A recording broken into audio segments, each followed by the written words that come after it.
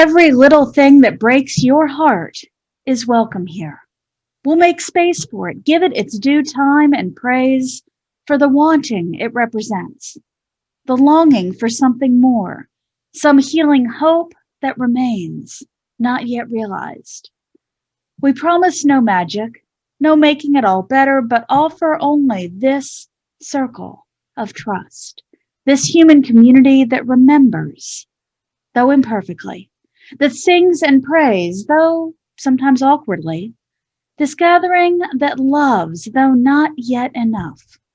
We're still practicing, after all, still learning, still in need of help and partners, still becoming able to receive all this beauty and all these gifts we each bring.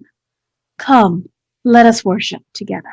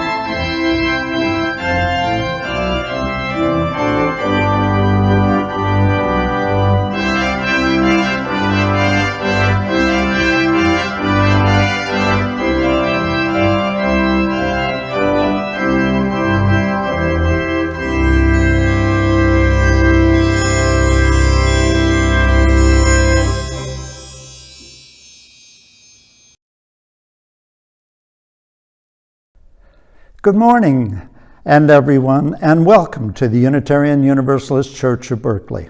My name is Bob Adams, and I am this week's worship associate. If this is your first time here, we're so glad you've come. This is a welcoming congregation, and we are working on how to welcome and care for one another better. Whoever you are, we welcome you in the fullness of who you are. As we begin, we want to acknowledge that this church occupies land in Huichin, the unceded territory of the Chochenyo Ohlone people. We understand that we continue to benefit from this seizure and occupation of this land. We acknowledge and embrace our responsibility to take restorative action. We affirm that this is deeply felt and commit our congregation to be in right relationship with Indigenous communities, aligning in solidarity, supporting Indigenous projects, and caring properly for the land. Please prepare yourself and your space for our time together. I invite you to join in the chalice lighting from your home. Now, let us kindle our candles or the inner flames in our hearts with the words of Albert Schweitzer. At times, our own light goes out and is rekindled by the spark from another person. Each of us has cause to think with deep gratitude of those who have lighted the flame within us.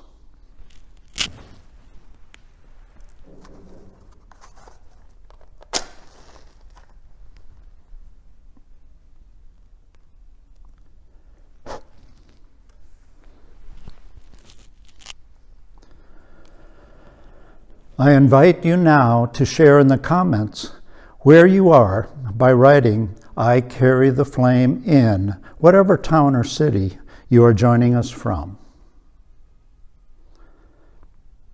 And now, please join us in singing our opening words, opening song, "Here We Have Gathered." The words will be on the screen.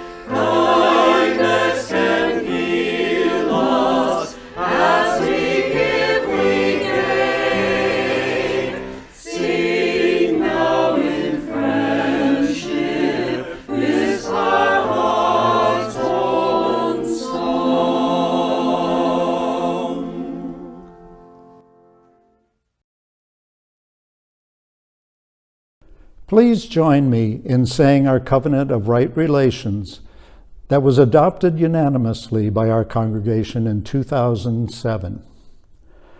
We covenant to build a religious community guided by love and sustained by respectful relationship.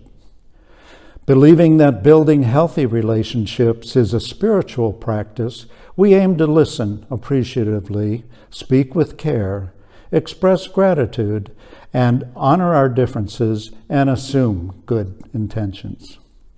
We endeavor to communicate directly, honestly, and compassionately, particularly when we are in conflict. When we hurt one another, we will try to forgive, make amends, and reconnect in a spirit of love. In celebration of the common purpose that unites us, we will do our best to abide by this covenant.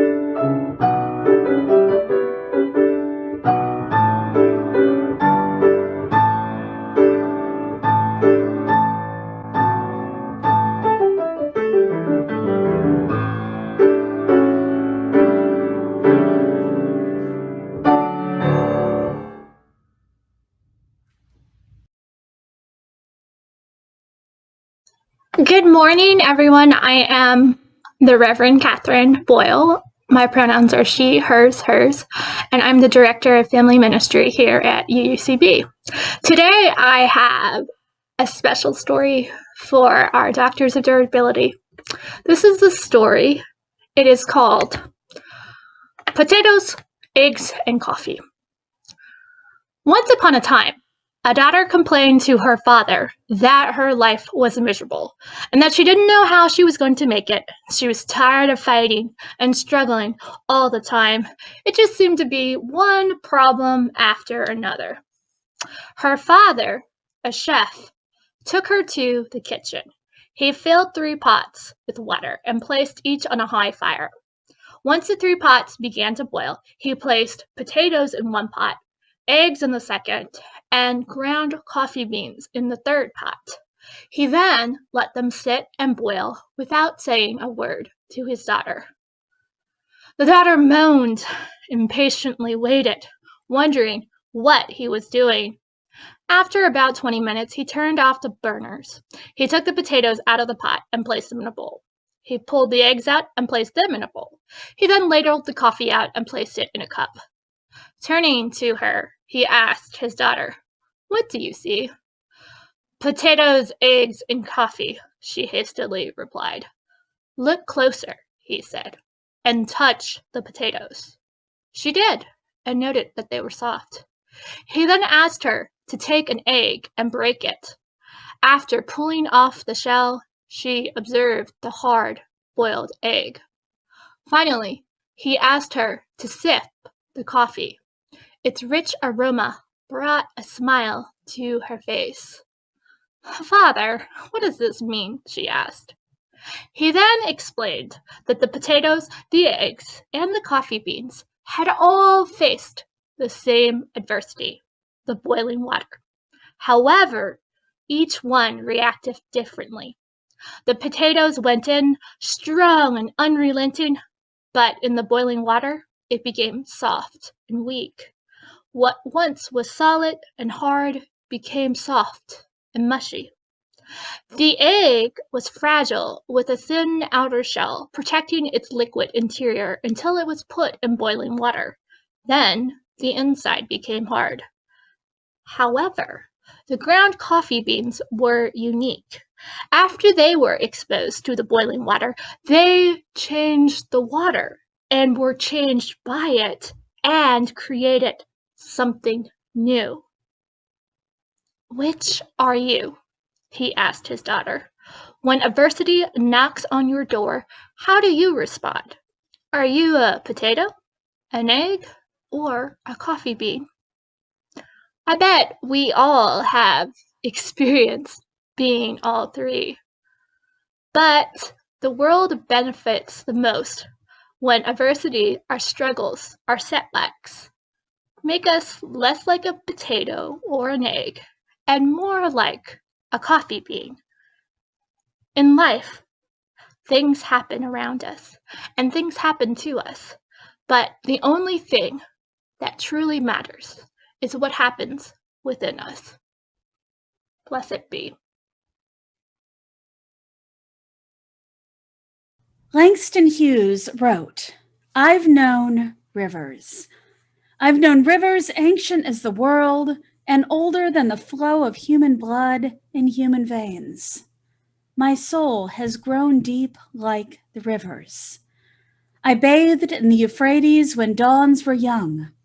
I built my hut near the Congo, and it lulled me to sleep. I looked upon the Nile and raised pyramids above it. I heard the singing of the Mississippi when Abe Lincoln went down to New Orleans, and I've seen its muddy bosom turn all golden in the sunset. I've known rivers, ancient, dusky rivers. My soul has grown deep like the rivers."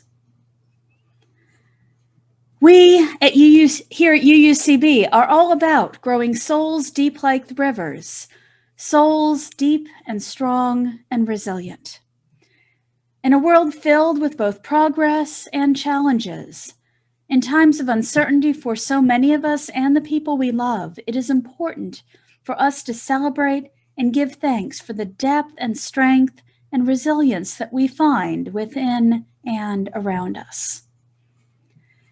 Each year, this congregation sets apart a Sunday service to celebrate our elders and the gifts of wisdom and experience they give to our congregation and our wider community. As part of that celebration, we bestow upon those who have turned 80 the honorary title of Doctor of Durability. This tradition has deep roots here at UUCB. The title of Doctor of Durability came about decades ago when we had close ties to the university.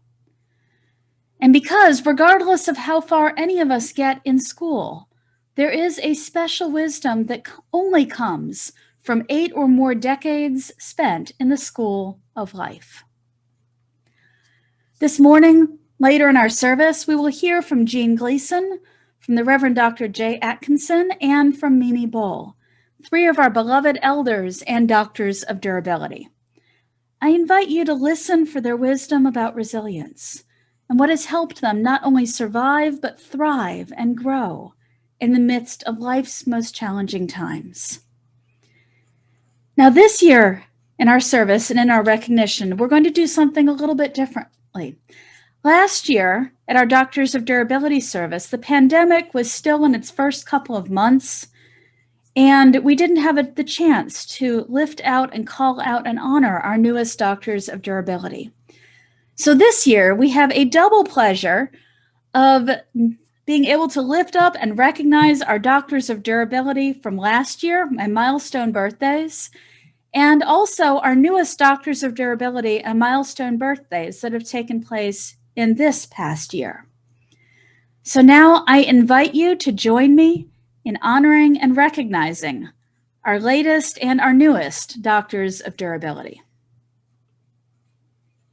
So our 2019 to 2020 honorees, those celebrating who celebrated their 80th birthday, becoming our newest Doctors of Durability last year: Eleanor Armour, Rosemary Corbin, Francine Foltz, Lynn Henderson, Jean Jackson, Stan Klein, and Bonnie Shaw. Those who last year celebrated their 85th birthday and receiving the title Doctor of Durability cum laude: Mimi Bull, Anne Fitzmaurice, Joe Maxon, and Phyllis Whiteman. Celebrating last year their 90th birthday and becoming a Doctor of Durability magna cum laude: Patricia Brucker and Frederick Shaw. And then last year, our newest Doctor of Durability summa cum laude, celebrating his 95th birthday, Harlan Hayden. And now joining them this year, our newest Doctors of Durability, Reverend Dr. Jay Atkinson, the Reverend Dr. Jeannie Foster, Jean Gleason, Bob Hall, Mac Lingo, and Bob Moore. And then celebrating their 85th birthdays and becoming a Doctor of Durability cum laude, Marion Fisher, Dean Flint, and Dorothy Hertzberg. Celebrating her 90th birthday and becoming a Doctor of Durability magna cum laude, Martha Crow. But we're not done. Celebrating her 95th birthday and joining the Doctors of Durability summa cum laude, Grace Ulp. And she is joining Doctors of Durability summa cum laude, Harlan Hayden, Kendra Smith, and Vivian Jackson. And I have the absolute pleasure of celebrating our Doctor of Durability ultra cum laude, Joan Yates, who turned 100 this year. So I hope that you will join me in honoring and celebrating all of these, our latest Doctors of Durability.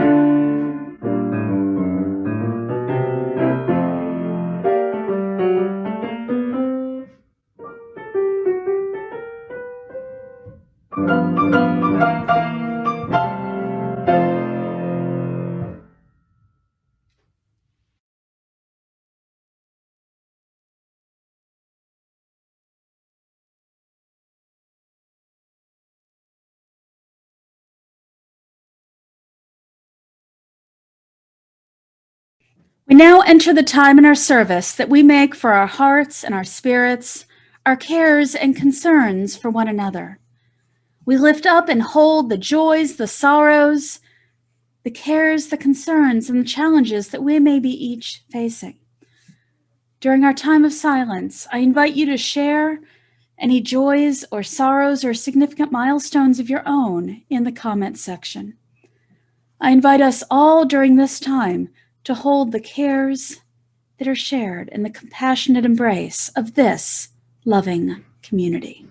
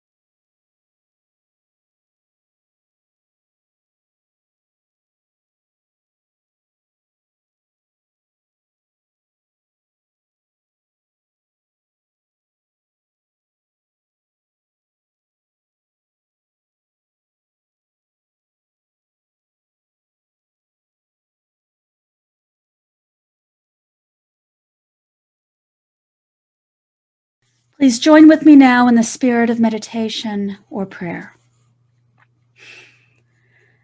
Consider this an invitation to you. Yes, you, with all your happiness and your burdens, your hopes and your regrets. An invitation if you feel good today, and an invitation if you do not. If you are aching, and there are so many ways to ache. Whoever you are, however you are, wherever you are in your journey, this is an invitation into peace. Peace in your heart and with every breath, peace in your heart.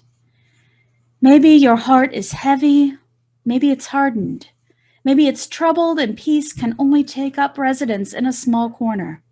Only on the edge with all that may be going on in the world and in your life. It doesn't matter. All that you need for deep and comforting peace to grow lies within you. Once it is in your heart, let it spread into your life. Let it pour from your life into the world. And once it's in the world, let it shine upon all beings. May it be so. Amen. And now let us join in singing Spirit of Life.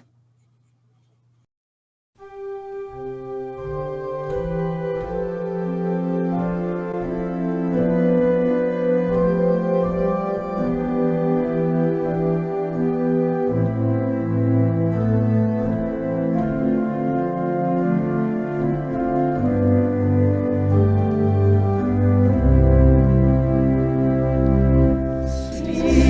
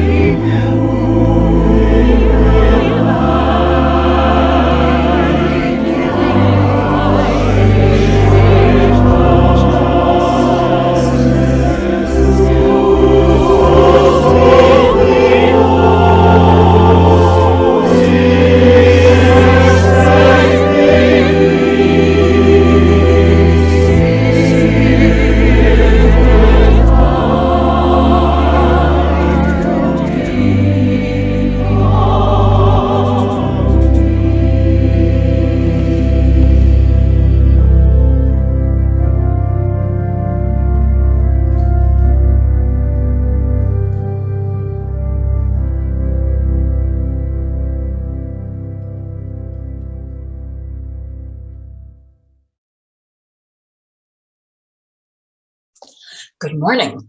I'm Jean Gleason, and I contend that being durable only requires good genes and a weird sense of humor.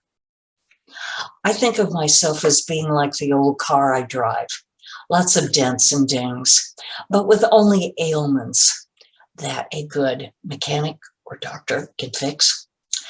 Many of us of an age have a new hip or two that's been hammered in, and regular maintenance is needed on knees, eyes, teeth. Oops, I'm getting into the organ recital. Sorry about that. But of course, the latest version of that now is, and which vaccine did you have? So just in case you didn't notice, I'm not a reverent person. And Larry, my partner, says I don't have a spiritual bone in my body. Just as well. I hear they aren't easily fixed. Now, for the topic at hand, we are to share our wisdom about resilience. Wisdom, not me. Resilience, not really. Many years ago, when I was a welfare caseworker, I met the women who are truly resilient and far more wise than I. Uneducated, but smart. They navigated a world where the odds were so stacked against them. As for me, I've had a rather mundane life without the challenges so many people face. Of course, there have been losses and deaths. My sister, good friends, the pain of divorce, moving away from places and people I loved, high school.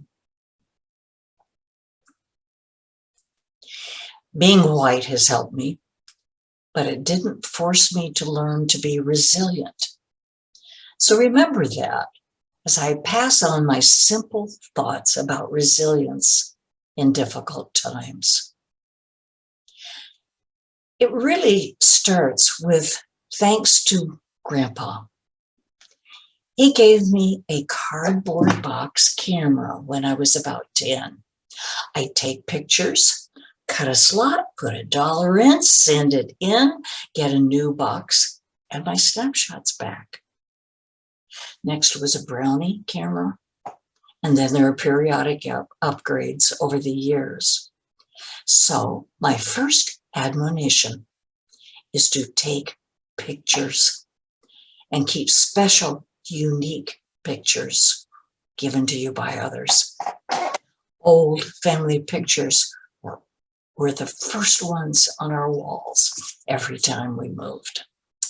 The second admonition is travel. Go wherever you can and go outside your comfort zone. A woman of the Depression, my mom saved carefully. As a result, my sister and I were able to make a pact. We agreed to use our inheritance on travel.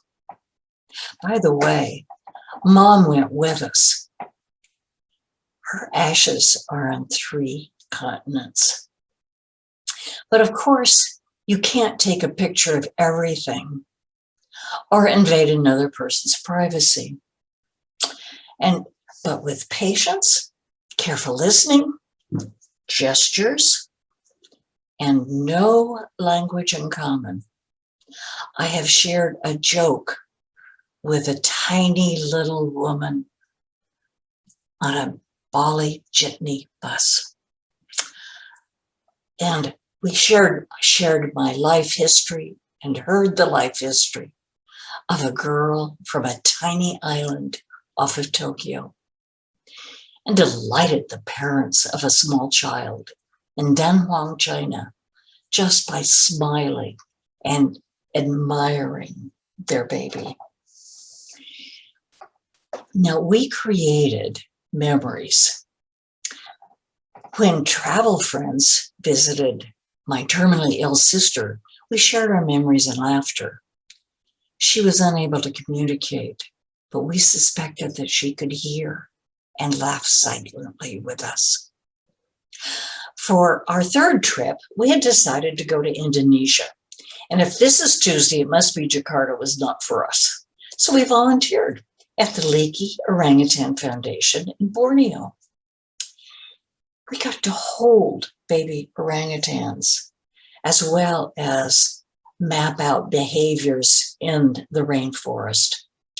Several other trips were volunteer vacations too, which leads to the third admonition. Volunteer. Volunteers support our UUCB community. Volunteers help a child learn to read, or volunteers support one of a myriad of other good nonprofits. You will be rewarded with no money. You will be rewarded with smiles, and you will know that you did a good thing. Oh, yes. And statistically, volunteers live longer than people who do not volunteer.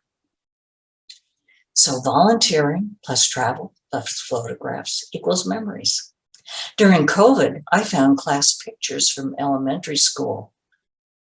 And then on email, I found, and Google, I found classmates from kindergarten, the class of 1945. Emails reconnected us and helped alleviate the loneliness. 3 of us worked on what really happened in our 4th grade Hansel and Gretel play. I was the mother, but I wasn't mean. Now I'm trying to find the witch. I cannot finish without mentioning the difficult minute memories. We are 80, and I remember the end of World War II. A friend's father is forever missing in France. Uncle Lee came home.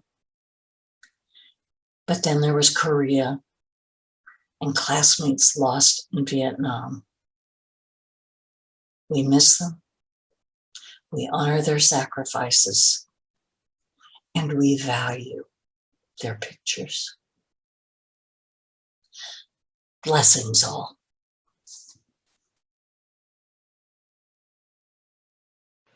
Back in the early 1970s, I was living in Corvallis, Oregon, and working on a PhD in nuclear physics, and I was getting nowhere. And at the same time, I was deep in a search for my own religious roots. And a vivid metaphor sprang to my mind. I had an image of myself caught in the flow of a raging river while I was clinging to a projecting tree root on the riverbank, holding on to keep from being swept downstream by the rushing waters. This struggle went on for many months, actually a couple of years. And then one day, suddenly, it became clear to me that I needed to let go. I needed to admit that I wasn't going to finish my doctorate, at least not in the field of physics, and that I needed to leave the community of physicists that had been my professional home and find a new home in a very different kind of community, a community toward which those rushing waters were urging me, pulling me. And so I did let go. And just as suddenly, by yielding to the flow, the waters became calm because I was moving with them instead of resisting them. Well, here I am now, 47 years later, having reached the ripe old age of 80, for which you and our congregation have declared me now a doctor of durability. Some of you may have seen that photo of the first ever Doctor of Durability ceremony that we had here at the UU Church of Berkeley back in the 1950s when our building was located down the hill on the south edge of the UCB campus.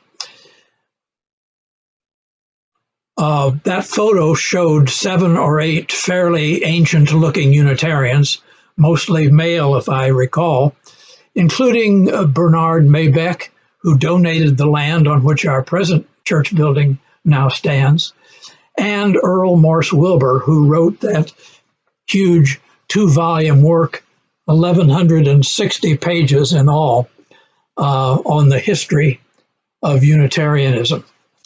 Well, there's one kind of durability. But what does it really mean to be durable? The way I hear that word most often used these days is by economists when they speak of durable goods, those large appliances that are installed in our homes and are supposed to last for 10, 20, maybe even 30 years. Well, I lasted 32 years in UU ministry and was installed 3 times. So maybe I really am durable. Whether I'm a durable good or not, well, that's a different question, one I'll leave for you to decide. On the downside, when I think of durability, what comes to mind are images of hardness and resistance to change, stubbornness, the hardness of diamonds maybe, or hardness of hearts, hard-headed, hard-nosed, not especially the qualities that I'd want to aspire to. After all, change and growth is basically more about what life is about, and growth requires not hardness, but resilience, flexibility, adaptation. I do think that there is some kind of inner core, some enduring element of identity that does persevere through the changes of our lives, and maybe that's the positive side of being durable. But it's the outward aspects of ourselves that get buffeted by change, and those outward aspects are the ones that we have to adapt as we grow. Otherwise, we break. I was thinking along these lines about durability last week when our minister, Michelle Collins, described the theme of our service this morning as the resilience that comes from long, full lives. Resilience is a more helpful word than durability, I think, but I want to turn Michelle's description somewhat on its head. Not the resilience that comes from long, full lives, but rather the long, full lives that come from resilience. To me, resilience suggests an ability to recover, to snap back, an elasticity maybe, to bend so as not to break when we're buffeted by the forces of change. With resilience, we can go on to adapt, to grow under a new set of conditions, and most likely in some new directions. The challenge is to move through life with integrity, that is, with faithfulness to the deepest centers of who we are. It's not always an easy task. Unitarian poet E. E. Cummings wrote, "To be nobody but yourself in a world which is doing its best night and day to make you everyone else means to fight the hardest battle which any human being can fight and never stop fighting." Our personal religious journeys are, in large part, searches for the right community, the community in which each of us can help one another become the persons that we need to become, to carry on that fight, and to do that with our own senses of integrity. Many of us have found that kind of religious community right here, or in other UU churches in the wider UU movement. The poet Seamus Heaney said, "The true and durable path into and through experience involves being true to your own solitude, true to your own secret knowledge." In other words, as I would say, to live with both resilience and inner integrity. And thinking of that, I'm reminded of our UUCB mission statement. It speaks of creating loving community, inspiring spiritual growth, and encouraging lives of integrity, joy, and service. With resilience, we can become creatures who change and yet have identities and integrities that endure.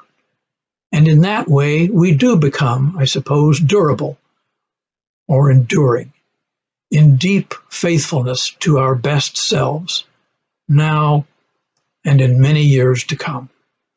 May it ever be so.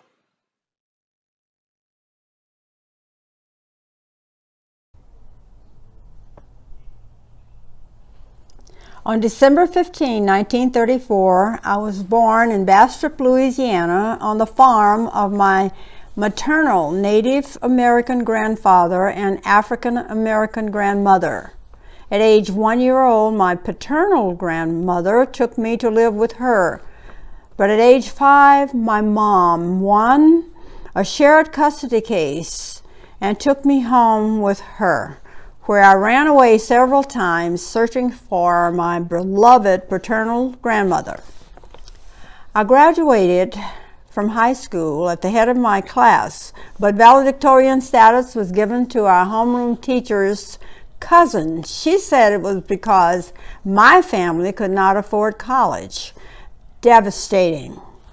I was counting on the valedictorian scholarship and worked hard to earn it. But I learned life is not always fair. I moved to Oakland, got a job as a domestic, and attended Merritt College, where the tuition was free. I learned shorthand and typing for a government job.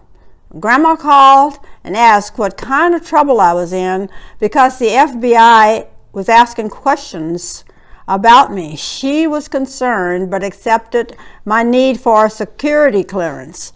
I got the job and continued my college education, earning a degree from in psychology from UC Berkeley and JD from Lincoln University.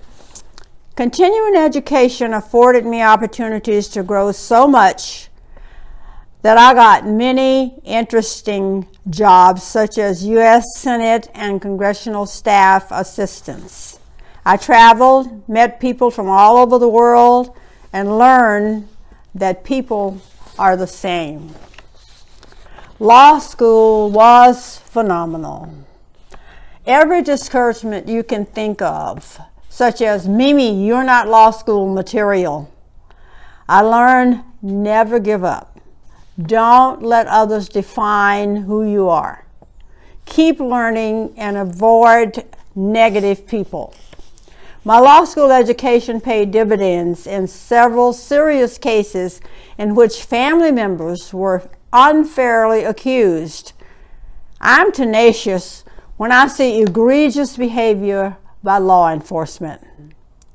I am determined that injustice will not continue. I will prevail against power.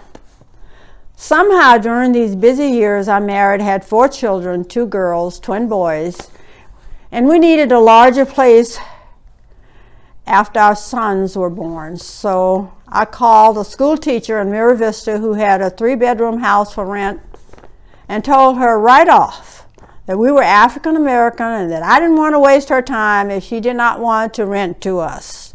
She confided that there was an ordinance prohibiting renting to African Americans and Asians and warned that neighbors may be unfriendly. Then she asked how many kids, and I told her 2 girls, twin boys. She said, "Oh, I only wanted 3 children." Well, I mused, we could sell one of the twins, to which she howled with laughter, and so did I. Then she said, "You can rent the house. Sometime humor works." I played tennis for 50 years. It's fun and reduces stress. Conflict occurs. Ball's called out when it's in.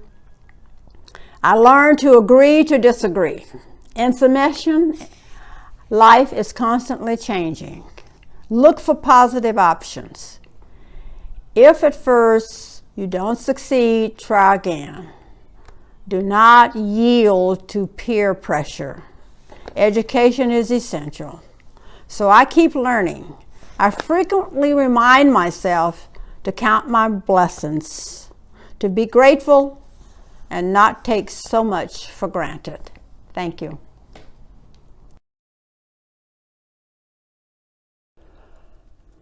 As we commit together to making this a loving community, we take time to remember that UUCB needs our gifts and support.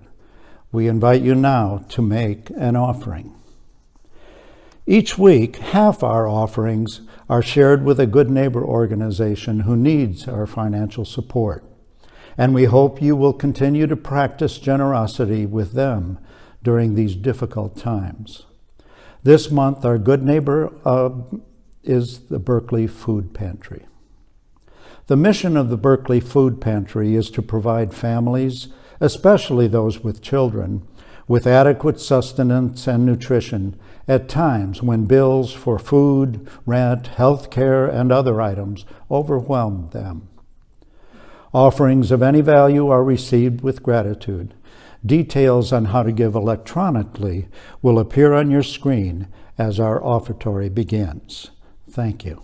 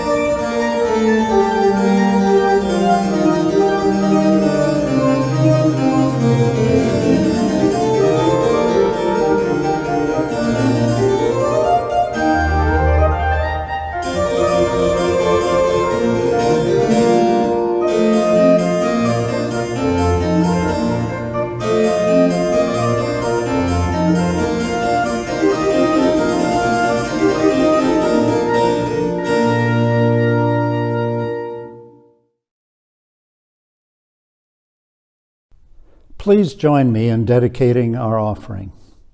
We dedicate our offering and ourselves to the mission of this congregation, to create loving community, inspire spiritual growth, and encourage lives of integrity, joy, and service.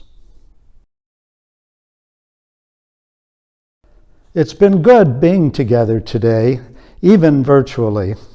Before we shift to our coffee hour on Zoom, may I remind you to explore our website, uucb.org.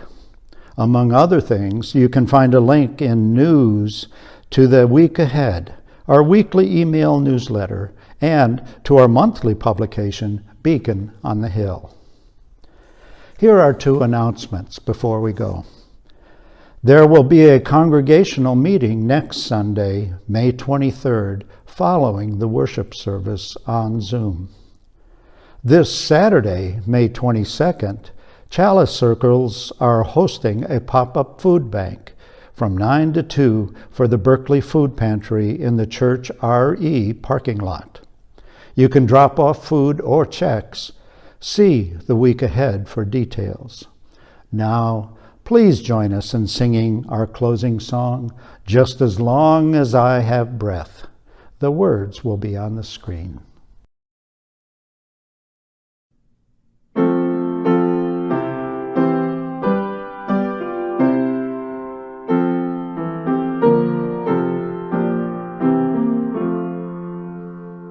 Just as long as I have breath, I must answer yes to life.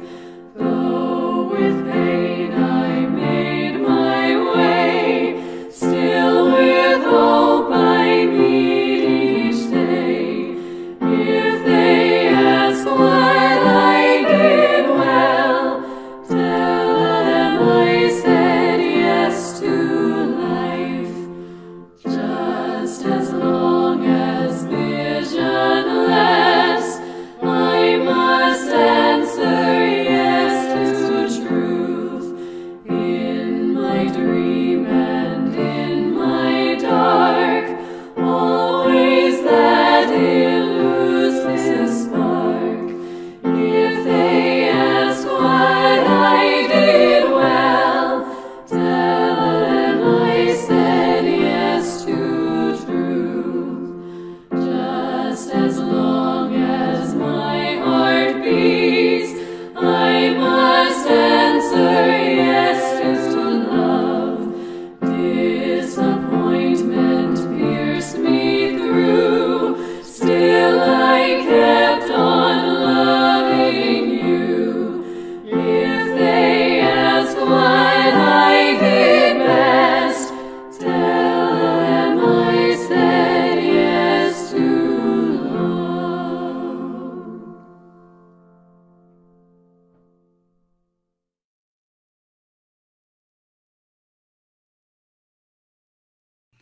Blessed is the path on which you travel. Blessed is the body that carries you upon it. Blessed is your heart that has heard the call, whatever that call may be. Blessed is your mind that discerns the way. Blessed is the gift that you will receive by going. And truly blessed is the gift that you will become on your journey. May you go forth from here in peace, remembering the love and compassion that holds you. And remember, you're never all alone. Blessed be.